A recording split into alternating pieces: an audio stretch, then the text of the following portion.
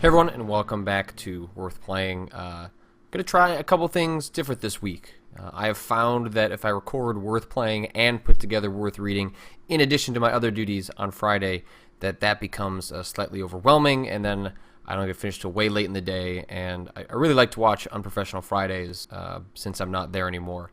So I'm gonna try and start recording this on Thursdays, and then putting that up earlier in the day on Friday, and then having Worth Reading kind of wrap it all together in the afternoon. And secondly, I'm going to take out the face cam, something I've been experimenting with ever since I left the office.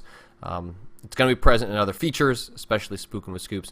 But I don't know, maybe I'm going to try a little different format switch, and you guys can let me know what you think, and we'll go from there, as these are always evolving features. But we got a bunch of games to check out today, including some continued leftovers from the Ludum Dare, a game jam that we checked out in Worth Jamming not too long ago. But there are still some cool things that people are sending me, so we're going to check out a few of those, starting with this first game, Probe Team. All right, this is Probe Team, and look, it's by Andrew Schuldice. Not sure. Created in 48 hours for the Ludum Dare 27, August 24th and 25th. Today we are tasked with exploring and repairing this system. As usual, each of us has 10 seconds worth of fuel. As usual, does not seem like a particularly great way to craft a space program. Do your part and good luck. Okay, I like that little whistle. Let's move my guy. Ooh. Oh man. Can I touch the walls? Yeah, I can.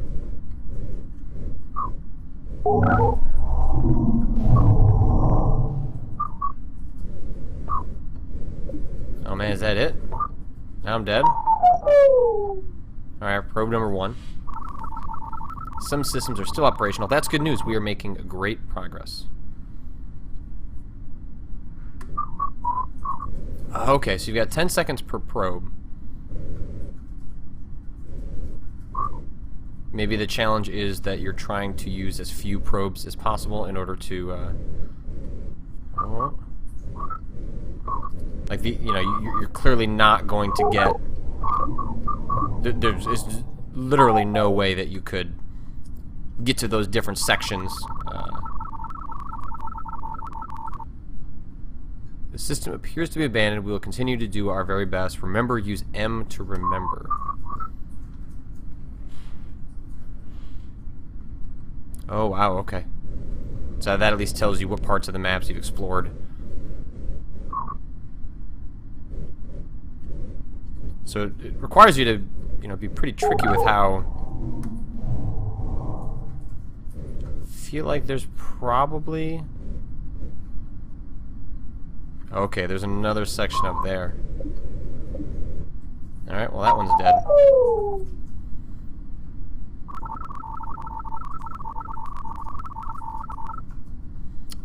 At least so far, it doesn't seem to...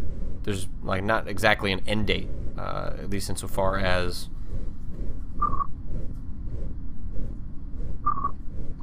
Oh, man. Okay, so move those guys out of the way. It's not like it says, hey, you only have 3 probes left. Okay, those are blocked off. Oh, there better be something up here soon, or else I'm in trouble. I feel like that should have done it. Alright, well, we'll finish off that probe. NASA is racking up quite a budget right here. Just sounds like you're being cheap, computer. Alright. I've used half my fuel just getting to this section, so hopefully this gets me to the end.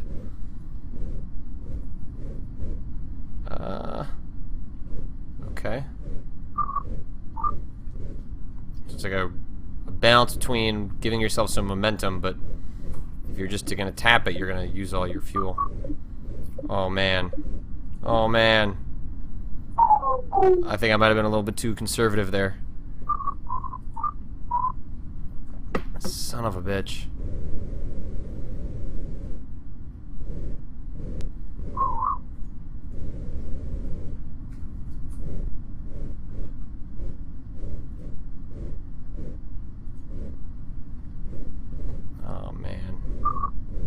don't think I can do this. I appear to not be using my gas correctly because...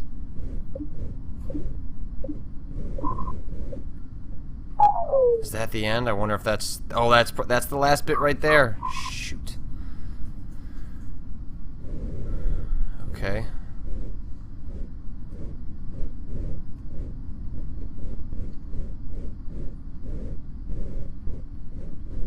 Maybe there's just a strategy I'm not employing correctly. Or a shortcut that would help.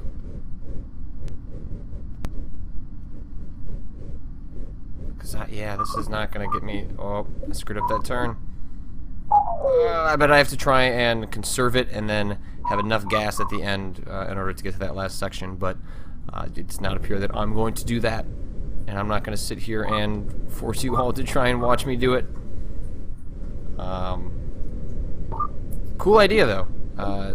So many of these games have used the 10 seconds to mean quite literally you have 10 seconds to accomplish something, but using this as a fuel source is an interesting idea.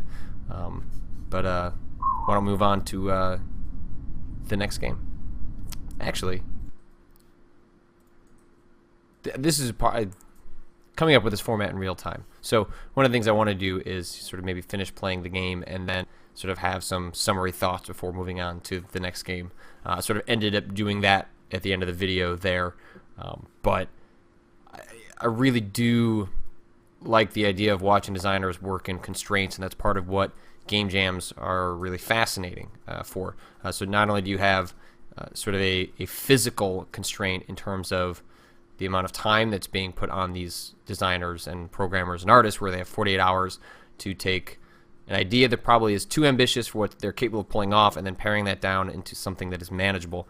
And so when I was putting together the Molly Jam in San Francisco, you know, it just turned into a worldwide thing, and it was certainly not just me. It was a huge collaborative effort with people that did way more important things than I did, than just spouting on Twitter and Giant Bomb about it. Was watching the dreams collapse. I was watching people start with something that was so pie in the sky. It seemed like there was so much time in the world to make it happen, and then watching it actually come to fruition, and then seeing the final product. And had you not known where they started, you wouldn't know that's where they ended up, or you wouldn't have known what happened along the way. But because I was watching this every single day, I got a keen insight into when they have to choose to essentially chop off a limb, perform a triage in order to save the project and have something to show at the end. Because that's part of it, right? The pressure at the end to display in front of your peers, your colleagues, the press, is this desire to show something and be happy, or at least to, not necessarily to be happy with it, but to say you did something and you have something to show for that 48 hours or whatever the time is for the game jam. But why don't we, let's move on to the next game. So our next game is every 10 seconds a window washer falls to his death, which, like the last one, Probe Team was part of the Ludum Dare 27, which the theme for that one was 10 seconds. So, not sure what this is. Okay, so we can WASD through the game, and M is mute. I'm going to assume that's just for the sound, but I suppose I will put my fingers on it just in case there's some other function for mute. Hardcore mode, chaos mode. Let's try chaos mode. Holy. Okay, M is really to just mute it.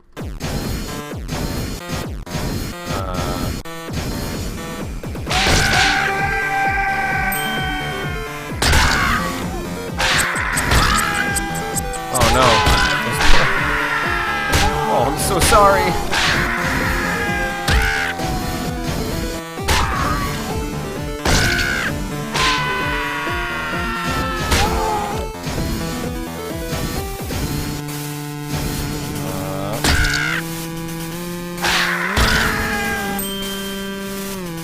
Not sure why those guys are all dying too.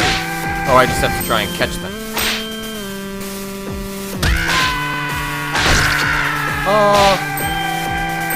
Oh, I'm sorry. Oh no. Ah. Saved. Gotcha. Okay, man, there's a lot going on once you really start getting into it, but I like it.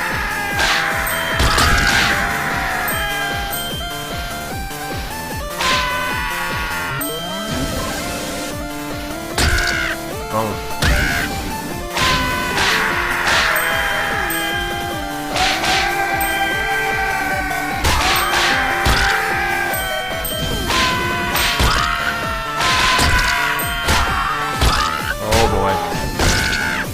A lot happening at once now.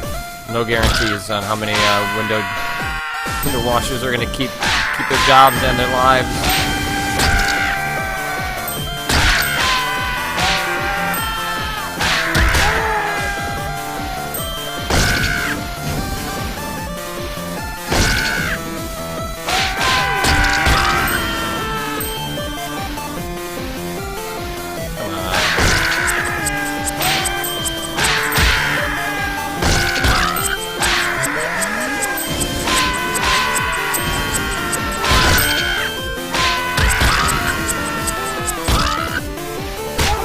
Man, oh man, oh man, oh man, oh man, oh man.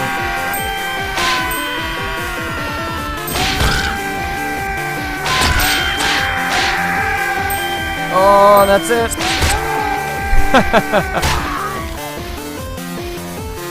Every 12 seconds, a window washer fell to his death.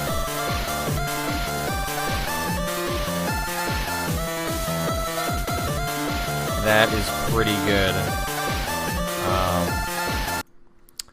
What I like about that one is that for most of these games, I can actually focus on playing the game and providing some sort of analysis or commentary. But this one, super quickly, it became apparent that I was just going to have to zero in on what was happening on the screen and just not worry about the fact that I couldn't say anything and that also maybe the music was too loud and I didn't balance it properly. But I just sort of got into a certain zone. And what surprised me about every 10 seconds a window washer falls to his death is specifically with these jam games, controls almost, as I have found with the games I have tried, controls are not refined. They're rough. They don't have the sense of play and that you get from a highly refined video game. And so especially in something like this where it is all reaction, it is all frenetic, jumping around the screen, I guess jetpacking around the screen, trying to save people.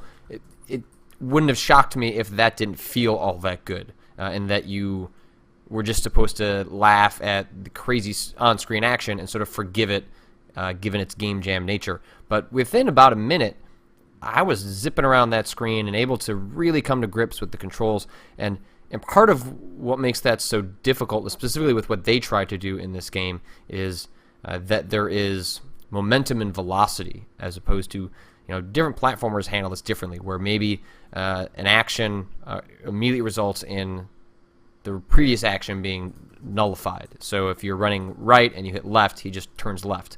Whereas in this, in order to, because you have to let the jetpack kind of roll up so that you can move in the next direction, you have to give it a second. And so you have to kind of let the momentum take you and use that momentum. And it would, again, like I said, it would not have shocked me if that didn't feel that great, but it feels supernatural to the point that, again, like I said, within a minute, I was cruising along and not thinking about the controls anymore. I was completely in the zone and using that so that I was able to actually use arc and momentum to save more than one window washer at a time when I was going from left to right, which is sort of key to having any sort of longevity in the game. But yeah, that was pretty neat. And let's move on to the next game. Next up is a game called Boson X by Ian McClarty and John Kearney. I would say I looked that up, except I didn't. I just happened to read it in the copyright on the front page. So let's go ahead and jump into the first stage. Alright, so if I move from left to right... okay, well... Let me go ahead and show you how not to play Boson X. That would be it. Ha, ha, ha, ha. Okay, so if I hold that down, up and away.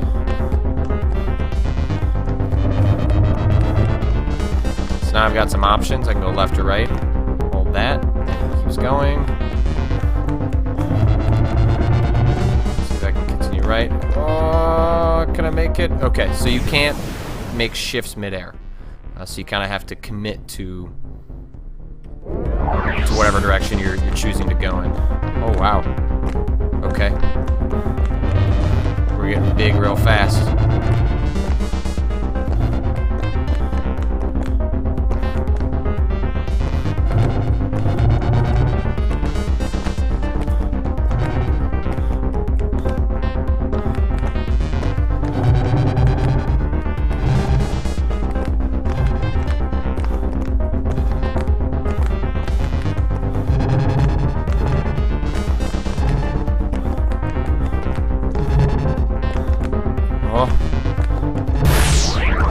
Oh, shit. I was not ready for that. Congratulations, Geon particle discovered. Okay.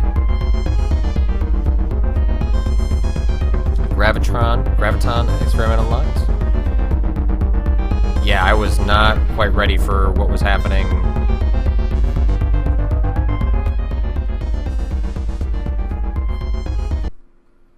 Okay, so now I got other stages I can jump into. Let's try Graviton. Woo!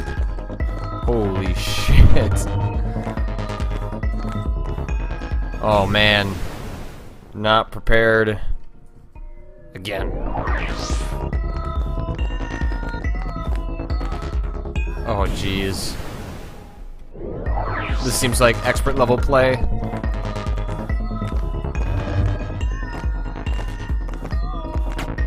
Oh jeez.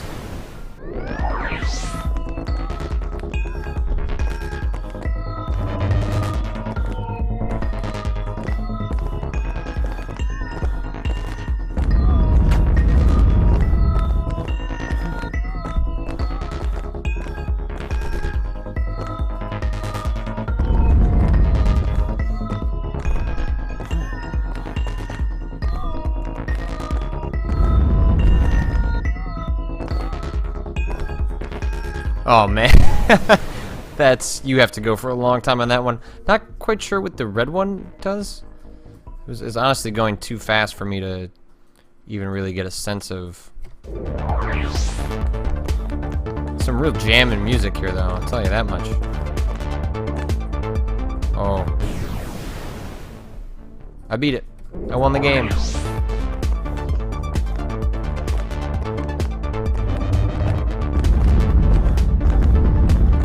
Oh, they move, okay.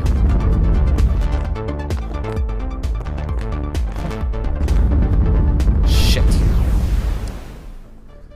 I tend to forget over time that if you're actually holding down the button, you can...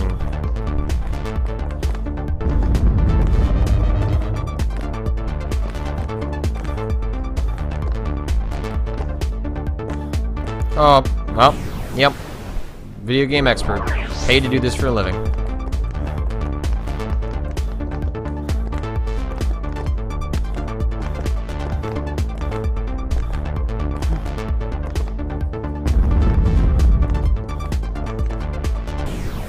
I guess I was supposed to start jumping earlier.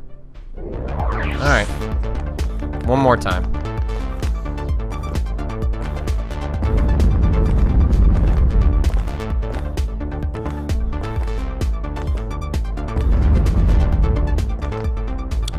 Nope. That's a big old nope. Nope. Nope, nope, nope, nope, nope. Didn't do it. Did not do it. So that is Boson X.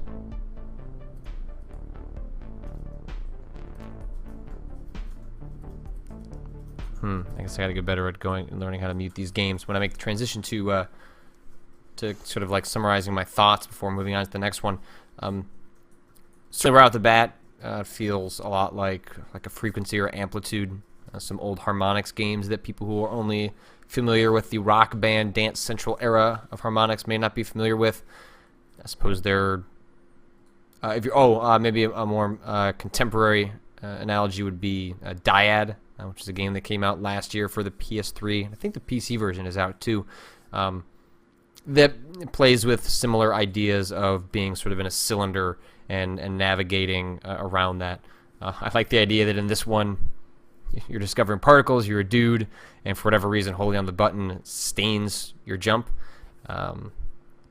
Maybe it was something that would just happen over time, but certainly in the couple minutes that I played, I did not have a firm grasp of how long I could stay up, which made it so that when I was getting to the more challenging stages, I wasn't able to just grasp the more difficult sections. It also felt like the ramp up happened awfully quickly. Maybe that would have been dissipated a little bit had I spent more time in the first stage, because obviously something seems to happen once you've hit 100%. Maybe that would have better equipped me to move on to the next areas. But a lot of fun, good look, really great music, and you can't beat the price of free for something like this. And mostly, it kind of makes me wistful for old Harmonix, and I sometimes cross my fingers that maybe they'll consider going back to an old style of play that they have not messed around with in a very long time. Now that they have some freedom to do a little more of what they want, being independent from Viacom and MTV. So while we mull over that and cross our fingers, let's move on to the next game. So this next game is called The Note. The little I've read about it implies that it is somehow, I guess, interactive poetry, which peace my heart, the time for the parting be sweet. The little thing in the corner is not the mouse cursor. It allows you to fiddle with the options, of which there aren't many.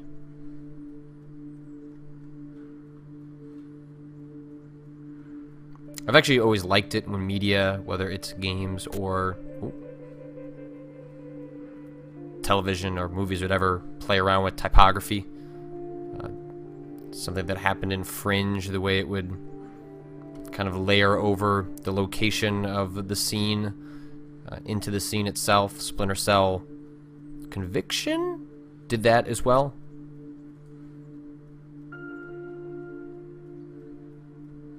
So I can't jump. There's not a whole lot I can do. I'm just moving to the right. And there are some weird visual glitches happening as I do so.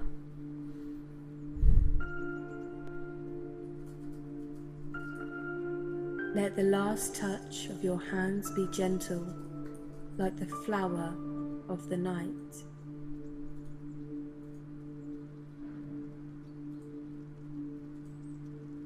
Like that lens flare. Lens flare's gotten a bad rap, partially because of Mr. J.J. Abrams, but it's sort of an overused thing. God, if anyone remembers the advent of lens flare in video games, you were around when Unreal came out. It was so cool, and then everything used it a million times.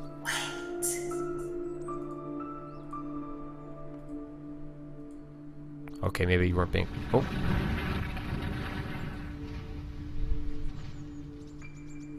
I couldn't tell if the game was being literal.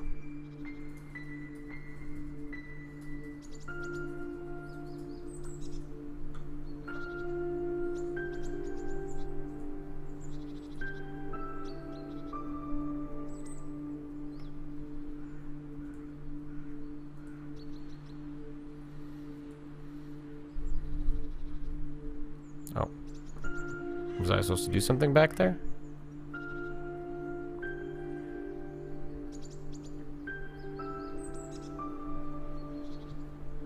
I've gotten so accustomed to just moving from left to right, because that appeared to be all that I could do. But maybe that line...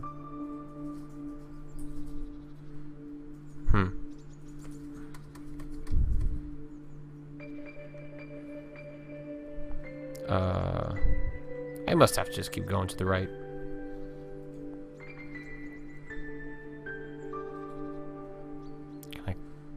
Can I click on this? Oh.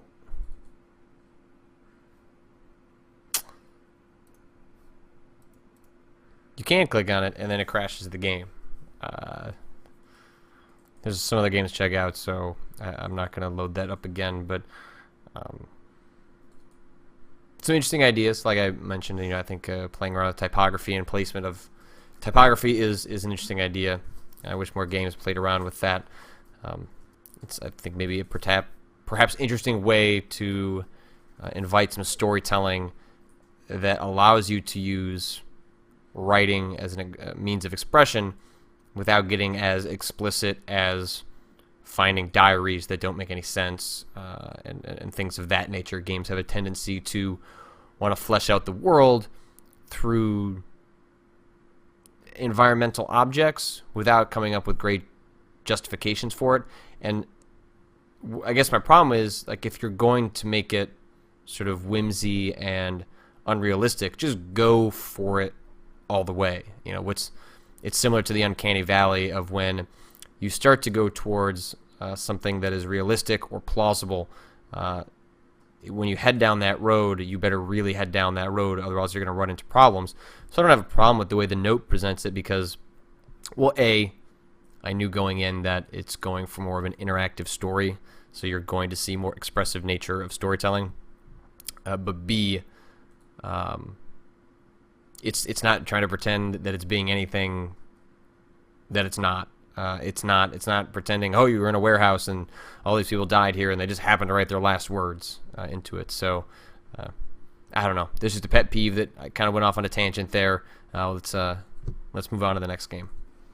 So this next one is, well, I guess this will start to get into the debate over whether you think Twine games are games. But Twine is a tool that has become fairly popular in the last couple of months. Really in 2013, it is taken off. It basically just makes choose your own adventure games very easy to develop. I actually did one of my own on the flight to PAX Prime this year that you can look up. It's called Another Year, Another PAX, and mostly I just wanted to show Utopia because it shows. I don't think this is using Twine, but it shows what is possible with the form of a choose your own adventure and what value there is when you start to get creative about the tools you can use to expand upon what your expectations are for what is largely a text-heavy form of expression.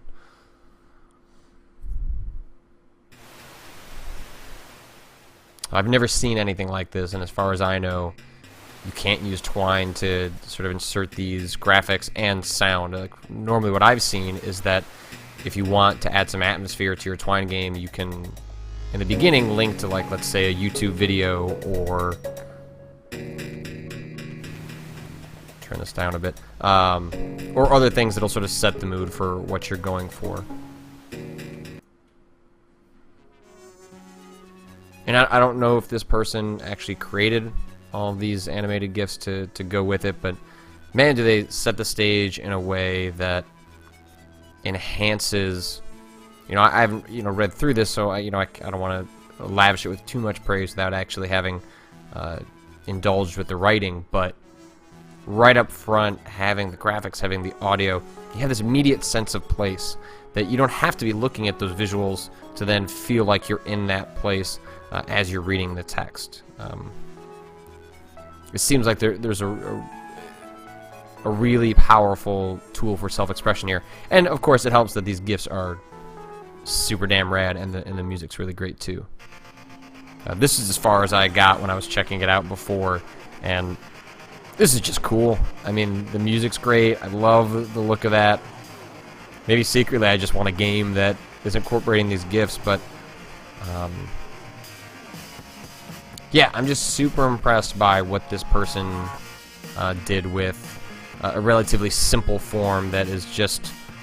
Part of the reason that Twine is really interesting is because it sort of democratizes the ability to express oneself through interactivity in a way that has an even lower barrier to entry than using tools like Unity or Game Maker.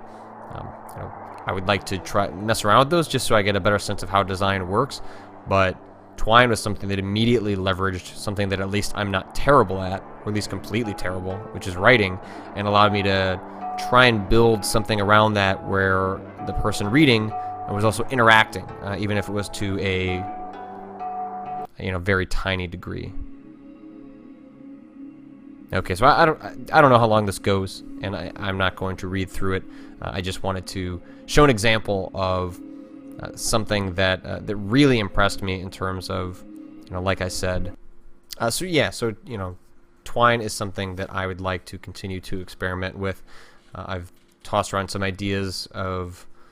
I've said forever that I want to write like some horror short stories. I've always sort of fantasized about writing a script of some sort, just to say I did it. I don't really have ambitions of being a screenwriter or a filmmaker or anything like that, but just to say I did it, just to kind of get it out, I think would be very cool. And I think a first step towards playing around with different forms of writing that's different than what I do every day, or at least most days, is Twine, because it also sort of runs up with something that I want to do, which is to have a better sense of how it is that people build games.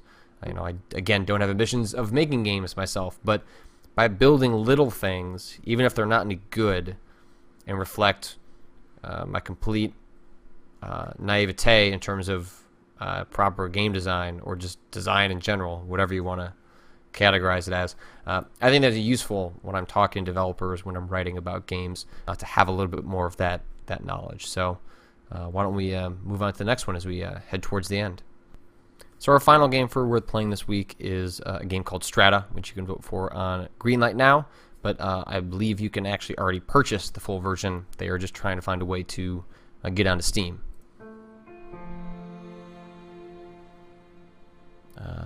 So I haven't played this, so we're gonna try and figure out how this works. Oh, hey buddy, no, go back.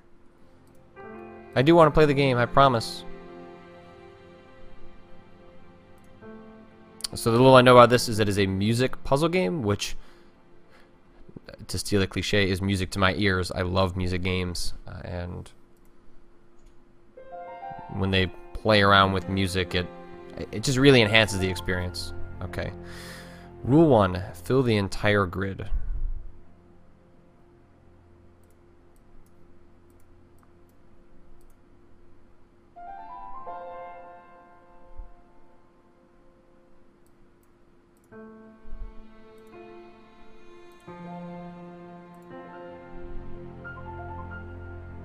Okay. Rule 2, the top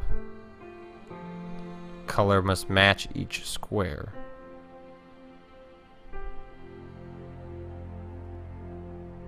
Okay. So I can switch between them. Okay, boom. I did it. Man, video games, you guys. Solid equals correct. Okay. Hollow equals incorrect. Okay. Computer, you should have used the blue one. Even I know that.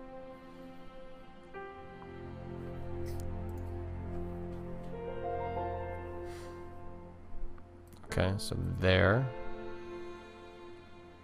Can I use this one both times? Yeah, okay.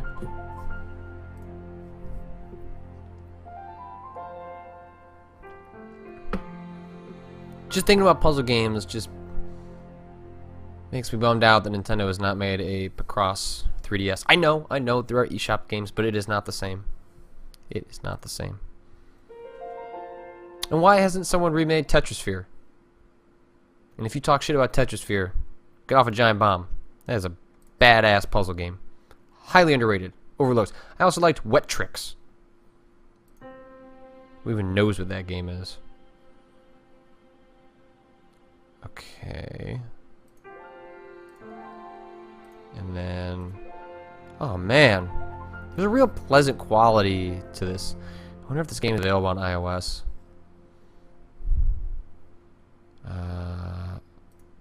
Oops. Oh, no. I did it already. I did it. No. Shoot. Yep. I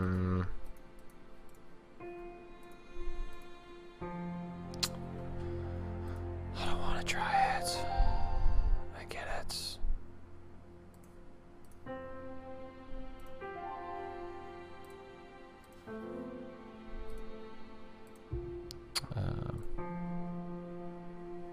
Oh, jeez. I should probably actually think about this. I just did it. Okay.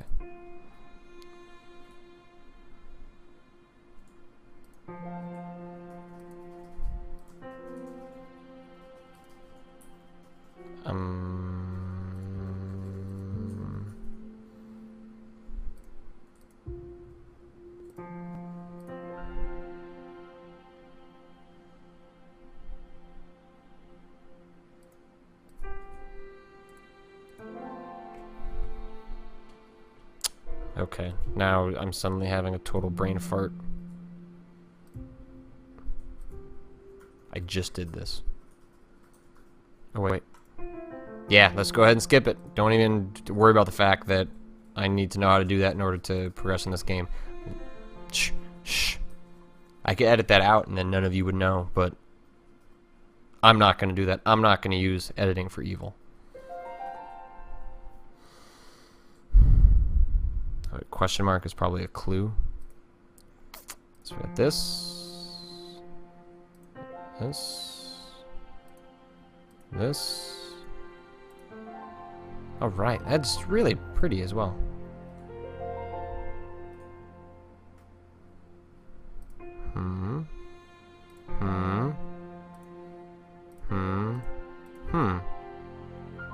Zigzag, zigzag, zigzag.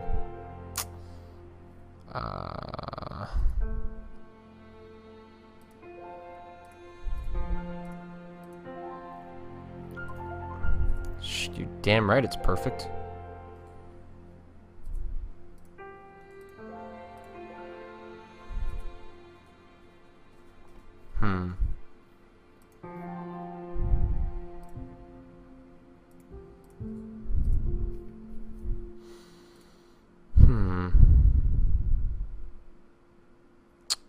So what happens if we click that? Hints. Prevents perfect. Okay.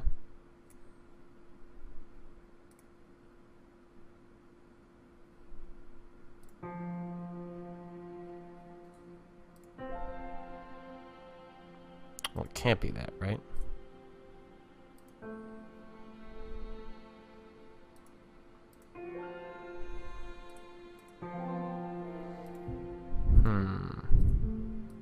Let's go ahead and see what happens if we actually choose to do it.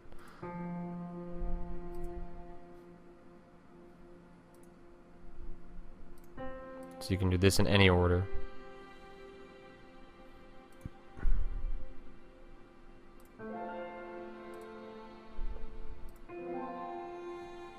How does that...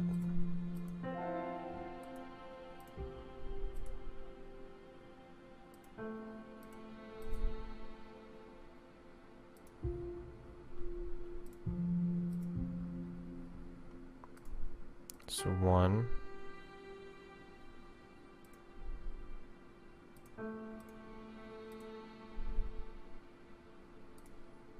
Oh, okay, you can choose, just it'll let you know. I see.